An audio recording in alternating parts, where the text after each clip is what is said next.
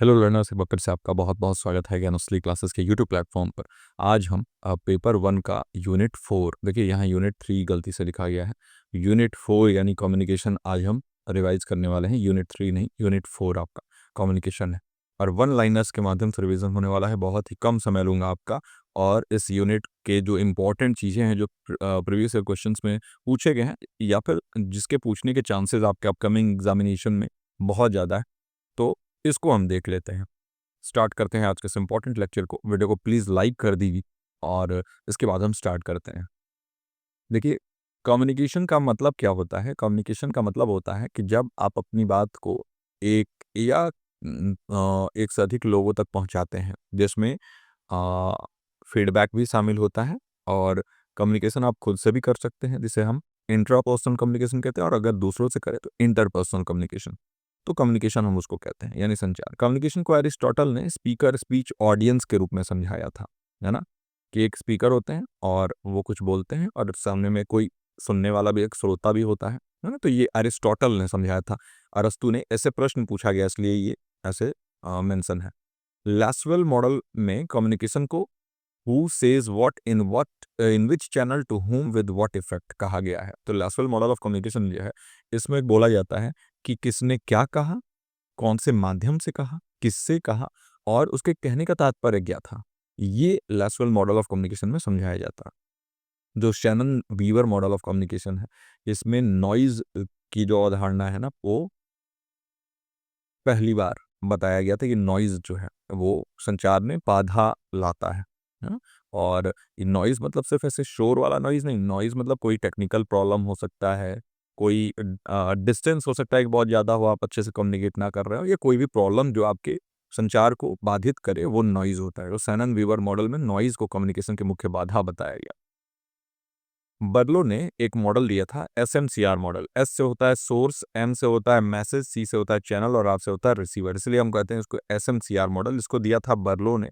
और इसमें सोर्स जहाँ से मैसेज ओरिजिनेट होता है, मैसेज जो बॉडी है मैसेज का, यानी जो मैसेज हम लिखते हैं, चैनल मतलब किसी माध्यम का इस्तेमाल करते हैं, और रिसीवर तक पहुंचाते हैं। एक तरफा संचार, वन वे कम्युनिकेशन जो होता है ना, इसमें प्रतिक्रिया नहीं होता है, फीडबैक एब्सेंट होता है, फीडबैक नहीं शामिल होता है ना? जो टू वे कम्युनिकेशन है, दो तरफा संचार, इसमें फीडबैक शामिल होता है ना? तो जैसे सेंडर ने मैसेज को इनकोड किया और इसके बाद एक चैनल के माध्यम से रिसीवर तक पहुंचाया, रिसीवर ने मैसेज को रिसीव करके उसको डिकोड किया और फिर वहां से फीडबैक दिया, प्रतिक्रिया दी, और इससे पता चला सेंडर को कि जो मैसेज वो इंटेंड कर रहे थे भेजना, यानी जो मैसेज वो भेजना चाहते थे, वही मैसेज पहुंचा है रिसीवर तक कि नहीं पहुंचा, उसको उसी तरीके से इंटरप्रेट किया गया कि नहीं, उसकी व्याख्या गलत तो नहीं कर दिया गया है। तो टू वे कम्युनिकेशन जो है, ये जो लर्निंग है उसकी प्रभावशीलता को दर्शाता है ना? एनकोडिंग कौन करता है? सेंडर करता है। और डिकोडिंग कौन करता है? रिसीवर करता है ना? यहाँ देखिए, डिकोडिंग रिसीवर द्वारा किया जाता है, एनकोडिंग सेंडर द्वारा। एनकोडिंग मतलब मैसेज, मान लीजिए हमारे मन में कोई थॉट आया और उस थॉट को हमें अब लिख के एक मैसेज के रूप में जिसे भेजा जा सके, तो उसको हम एनकोडिंग कहेंगे। और उसी मैसेज को समझना, उसकी व्याख्या करना, उसको हम डिकोडिंग कहते हैं। वर्बल कम्युनिकेशन जो है ना, वो किसी न किसी भाषा पर आधारित होता है। वर्बल कम्युनिकेशन का मतलब होता है कि वो आप जो है वो किसी शब्द का इस्तेमाल कर, और ये शब्द जो है ना, ये लिखित भी हो सकता है, रिटन, या फिर मौखिक भी हो सकता है। जिसको हम देखिए, रिटन शब्द भी हो सकता है और आपका बोला गया शब्द भी हो सकता है, मौखिक भी हो सकता है। तो मौखिक और लिखित दोनों हो सकता है। नॉन वर्बल कम्युनिकेशन जो है, ये कल्चर सेंसिटिव होता है ना? कल्चर सेंसिटिव होता है नॉन वर्बल कम्युनिकेशन, यानी गैर शाब्दिक संचार इसको हम कहते हैं। तो इसमें आप कई बार नॉन वर्बल कम्युनिकेशन किसी और कल्चर में कुछ और माना जाएगा। कहीं पे आप अगर सिर झुकाते हैं तो अच्छा माना जाता है, और कहीं पे अगर आपने सिर झुकाया तो हो सकता है कि कहीं बुरा भी मान जाया जाए। तो जिसमें शब्दों का इस्तेमाल ना हो, तो हमें कल्चर के हिसाब से समझना होगा कि सामने वाले कल्चर में क्या इसका मीनिंग होता है। जो हमारे चेहरे का हाव-भाव है, फेशियल एक्सप्रेशन है, वो नॉन वर्बल कम्युनिकेशन यानी गैर शाब्दिक संचार में आता है। ये एक यूनिवर्सल फॉर्म है। मान लीजिए हम रोते हैं, हम हँसते हैं, तो पूरे विश्व में चाहे कोई भी भाषा बोला जाए, रोने का मतलब रोना और हँसने का मतलब हँसना ही होता है ना? तो हमारे चेहरे के हाव-भाव से पता चल जाता है कि चीज़ें हम समझ पा रहे हैं या नहीं समझ पा रहे हैं, क्या है ना? आई कांटेक्ट जो होता है, यानी हम आँख से आँख जो मिलाते हैं, तो क्लासरूम कम्युनिकेशन में अटेंशन को बढ़ाता है। यानी अगर हम टीचर के साथ आँख मिला के और देख रहे हैं, तो या फिर टीचर हमसे आँख मिला रहे हैं, तो हम सिर नीचे नहीं कर रहे हैं, बल्कि उनसे देख के और इंटरेक्शन कर रहे हैं, तो इसको बेहतर माना जाता है। पैरा लैंग्वेज जो होता है, इससे भी कई बार प्रश्न पूछा जा चुका है। पैरा लैंग्वेज में हम पिच, टोन और स्पीड देखते हैं, जो भी हमारी आवाज़ है, जो भी वॉइस है उसकी। Pitch, tone, speed. प्रभावी संचार यानी इफेक्टिव कम्युनिकेशन का अल्टीमेट टेस्ट फीडबैक है ना? याद रखिएगा, प्रभावी संचार का अल्टीमेट टेस्ट फीडबैक, यानी अगर इफेक्टिव कम्युनिकेशन करना है, तो फीडबैक जो है उसमें शामिल होना ही चाहिए। जो कक्षा संचार या क्लासरूम कम्युनिकेशन होता है ना, ये हमेशा शिक्षार्थी केंद्रित होता है, लर्नर सेंटर्ड होता है। अगर वो लर्नर सेंटर्ड होगा, तो ज़्यादा प्रभावी होगा। क्लासरूम में टीचर टॉक होता है, और अगर ज़्यादा टीचर टॉक होगा, तो यानी कि स्टूडेंट के पार्टिसिपेशन में प्रॉब्लम है। यानी अगर टीचर ज़्यादा बोलेंगे, स्टूडेंट कम बोलेंगे, तो यानी कि ज़्यादा वो क्लास टीचर सेंट्रिक हो जाएगा, है ना? शिक्षक केंद्रित ज़्यादा हो जाएगा, जबकि हमारा लक्ष्य होना चाहिए कि हम अपने कक्षा को शिक्षार्थी केंद्रित बनाएं, बच्चों को ज़्यादा मौका दें बोलने के लिए। अब देखिए, इंटर कल्चरल कम्युनिकेशन, यानी दो कल्चर के बीच में अगर संचार हो रहा है। मान लीजिए मैं किसी और कल्चर से आ रहा हूँ, और सामने वाला पर्सन जिससे मैं कम्युनिकेट कर रहा हूँ, वो किसी और कल्चर से आ रहे हैं, तो हम दोनों के बीच में अगर कम्युनिकेशन हो रहा है ना, तो इसमें मिसअंडरस्टैंडिंग की संभावना अधिक होती है ना? क्यों होता है ऐसा? क्योंकि लैंग्वेज अलग-अलग है, और इस वजह से उनके लैंग्वेज में और मेरे लैंग्वेज में फ़र्क। दूसरी चीज़ ये हो जाती है कि कई बार उनके जो नॉन वर्बल कम्युनिकेशन, जैसा कि मैंने अभी बात किया था ना, कि गैर शाब्दिक जो उनके यहाँ के जो नॉन वर्बल कम्युनिकेशन और हमारे यहाँ का हो सकता है वो मैच ना करता हो, तो ये है प्रॉब्लम आती है। सिमेंटिक जहाँ भी लिखा होगा, आप हमेशा याद रखिएगा कि मीनिंग मेकिंग से होगा, यानी अर्थ अर्थ आधारित मीनिंग मेकिंग। तो सिमेंटिक बैरियर मतलब कि अगर शब्दों के मल्टीपल मीनिंग्स निकल जाएँ, तो सिमेंटिक बैरियर उत्पन्न हो जाएगा, है ना? तो मान लीजिए कि मैं अगर कम्युनिकेशन कर रहा हूँ, तो हमारा यही लक्ष्य होना चाहिए कि हम सिंपल से सिंपल शब्दावली का इस्तेमाल करें, ताकि ज़्यादा से ज़्यादा लोग हमारी बातों को समझ सकें। हाँ, सॉरी। और इसके बाद देखते हैं हम साइकोलॉजिकल बैरियर। हमारे मन में बहुत सारी बाधाएँ होती हैं, है ना? अभी रिसेंटली ही आप हो सकता है कि वो क्लास में शामिल भी होंगे, जिनकी मैं बात कर रहा हूँ। तो रिसेंटली ही एक मैसेज आया हमारे डिस्कशन ग्रुप में, जिसमें बोला गया कि मैम से बोला गया, अलका मैम से, कि मैम आप ही पेपर 1 का ये कम्युनिकेशन का यूनिट और ये यूनिट करा दीजिए, है ना? क्योंकि आप पढ़ाती हैं, तो हमें ज़्यादा अच्छा समझ में आता है।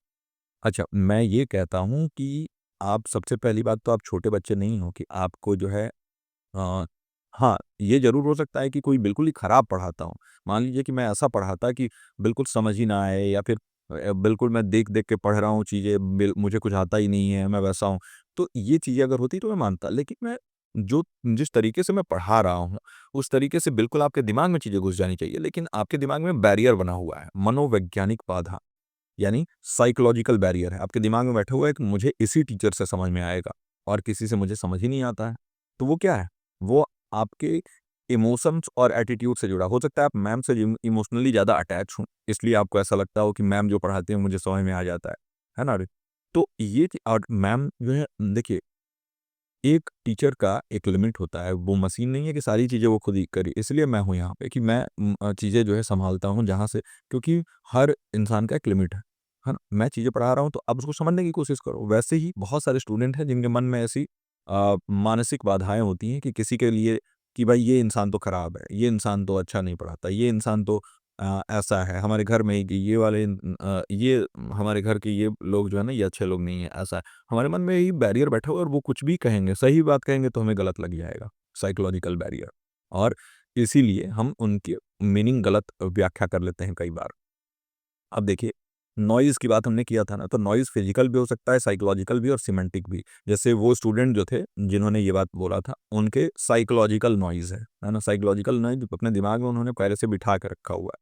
फिज़िकल नॉइज़ मतलब रियल में बहुत ज़्यादा शोरगुल हो रहा है, कुछ डिस्टर्बेंस हो रहा है, और सिमेंटिक का मतलब हुआ कि अगर मीनिंग ही गलत व्याख्या कर लिया जाए, तो वो सिमेंटिक नॉइज़ है। तो ये तीनों प्रकार का हो सकता है नॉइज़, है ना? कम्युनिकेशन देखिए कई प्रकार से होता है।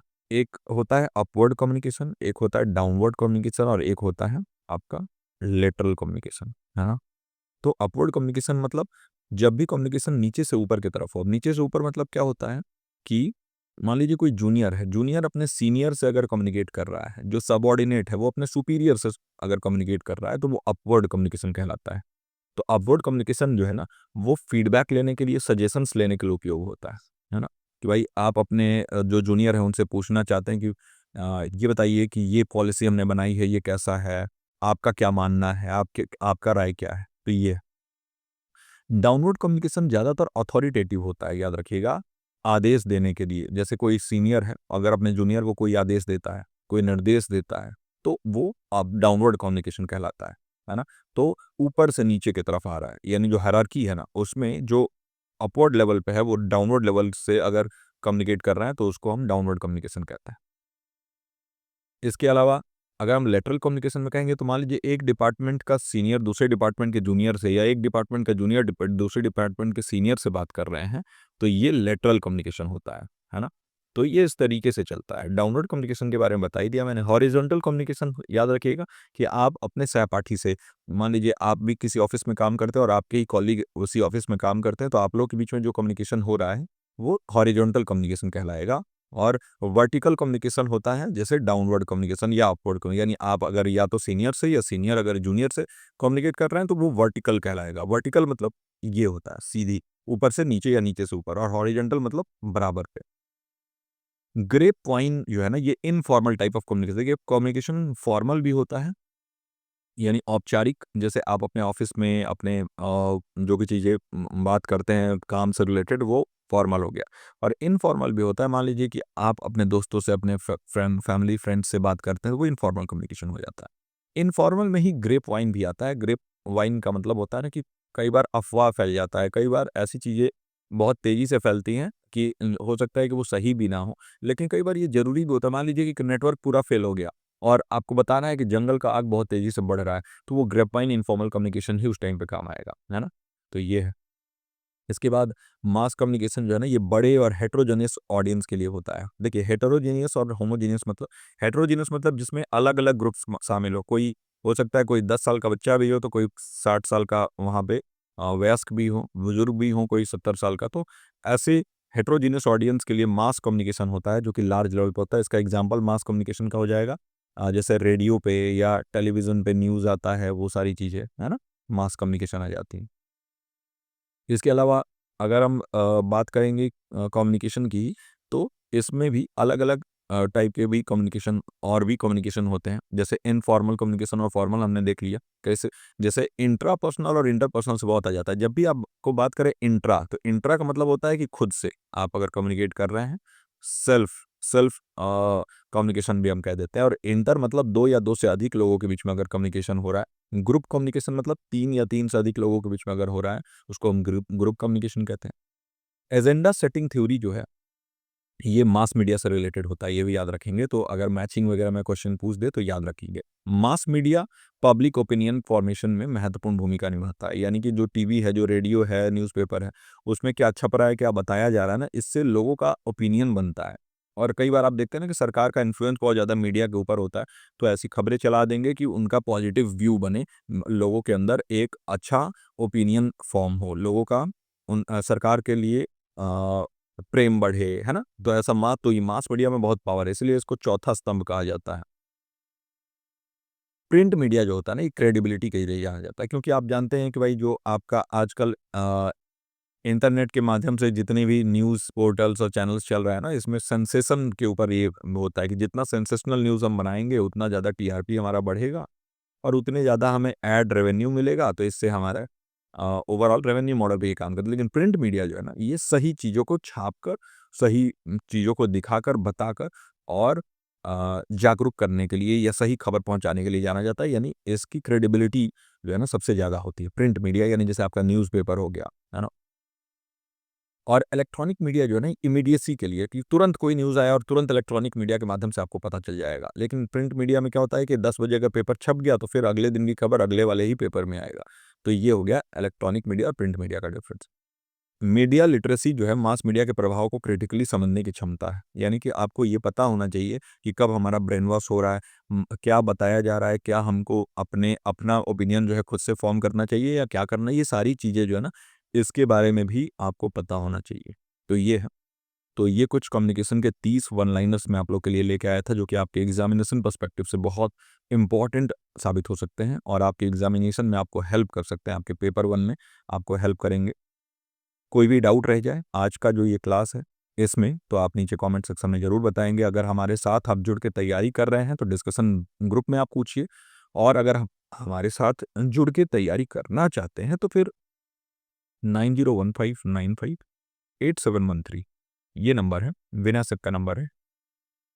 इस नंबर पर कॉल या मैसेज या व्हाट्सएप कुछ भी करिए और हमारे साथ जुड़ जाइए बेहतरीन तैयारी जून 2026 के लिए। जून 2026 का जो आपका नेट एग्जामिनेशन है उसके लिए अभी से एडमिशन ओपन है और बहुत अच्छे, बहुत कम मिनिमल प्राइस पे अवेलेबल है। बाकी कोई भी डाउट है तो आप नीचे कमेंट सेक्शन में पूछ लीजिए। आज का ये लेक्चर कैसा लगा, आज का हमारा ये प्रयास कैसा लगा? अगर अच्छा लगा तो काइंडली वीडियो को लाइक कर दीजिए। मैं मिलता हूँ आपसे अगले सेशन के साथ। टिल देन आप अपना और अपनों का ख्याल रखिए। नमस्कार।